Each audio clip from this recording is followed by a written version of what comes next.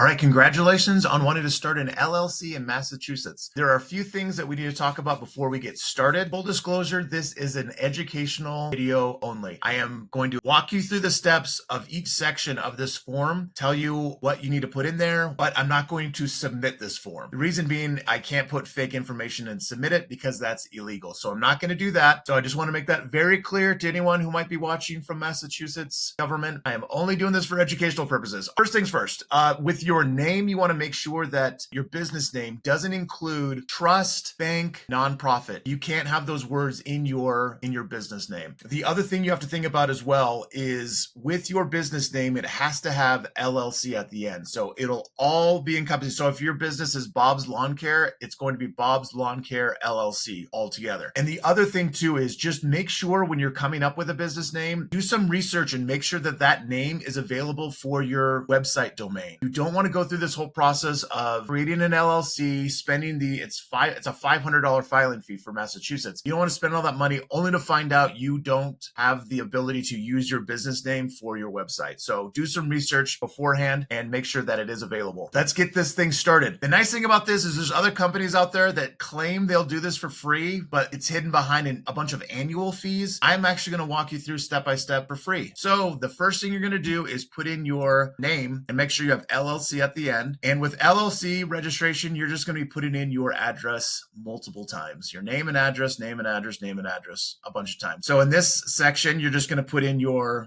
address. And this address is going to be where you are establishing your LLC. So a lot of people just do it from home. So use your home address. If you already have like an office or a warehouse or something along those lines, you could put that address in as well. So I'll fill this section out and then we'll get to the next section. All right, now that you have that section filled out, it's going to go to the section 3, and then you're just going to describe what your business is. If it's a service or it's a product, you'll just put that in that section. Section 4 is the latest date of dissolution. You shouldn't have one, so you don't have to worry about putting anything in there. For section 5, the name and address of the resident agent. This section threw me off the first time I started an LLC. Registered agent or resident agent sounds very official, and it seemed like I needed to find a professional who is going to be my agent for my business. All the resident agent is the state wants to know where it's going to be sending all of its legal documents, legal filings, notices, anything that has to do with your LLC. They want to know where and to whom they are sending all that information to. So you are going to be your resident agent. So you're just going to fill all your information in here. And then in this section, you just agree that you're going to be the resident agent. So you just fill that section out right there. And then we're going to scroll down to the name of business address of each manager. I would just put myself for the business manager. So because you are managing this business as well. So just add a new entry, put in your name, your information, and then we'll get to the next section. You don't need to worry about these ones because you're already the person who's going to be receiving all these documents. So don't worry about section 7 and section 8 unless you want to add your information in there, or if you have someone you want to add in there, you can do that as well. I personally wouldn't. So the next part, you're going to go to additional matters. If you want to add some notes about your business, you could do that there. And then section 10, you're not going to do a later effective date unless you want this to be registered. I guess you can do up to 90 days from today or from the day that you are filling it out. So I wouldn't do that. I would leave this blank. And then this section is for any special filing instructions. You can fill that in there. And then again, like I said, lots of putting in your address. So the nice thing too, you can use this same address as, and you could use that for the different forms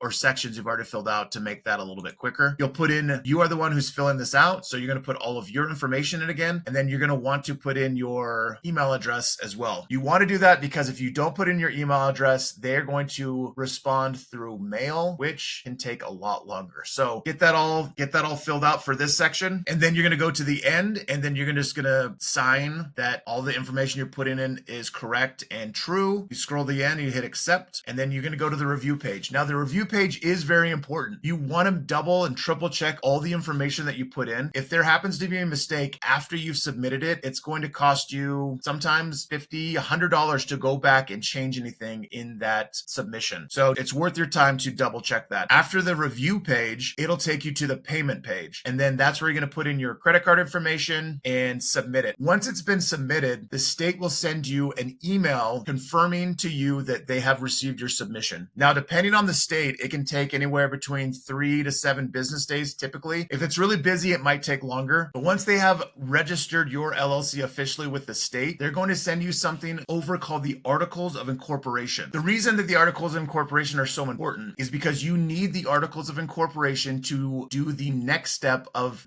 your business. You need to get your EIN, or employer identification number. This is extremely important, and the main reason you need to do that is because if you want to open a business bank account, get insurance for your business, hire employees, pay your taxes, you have to have this. There are some companies out there that will also charge you $100, $200 just to set up your EIN, which is absolutely insane. If you click on the link below, it will take you to our page that has a video of step-by-step instructions on how to set up your EIN. We also have a business starter packet that has all the documents you'll need for your first year of business. It has an operating agreement. This is completely customizable, and you'll need an operating agreement along with your EIN to open up a business bank account. We also provide non-compete agreements, non-disclosure agreements, non-disparagement agreements, documents that you don't even know that you're going to need, but you will definitely need as a business owner. There are over 30 documents that I have curated over the past 15 years of running multiple successful companies. I wish I would have had this when I first started my first business. It would have saved me months of research, tons of time, lots of headache, and not to mention probably thousands of dollars. We also have a community of entrepreneurs that can answer all of your questions while you are establishing and growing your business. Questions like, how do I hire an employee? What paperwork does the employee need to fill out? How do I protect my company legally from liabilities? How do I deal with angry customers? How do I deal with angry employees? How do I get to the top of Google search results? How do I create a website? What is the most effective way to advertise through social media? How do I file my business taxes? We have answers for all of these questions. Go check out our business starter pack. It will be one of the best decisions you make as a new business owner. Listen, save yourself from all the mistakes that I made while I was building my first business. Click on the link below and let's get your business growing.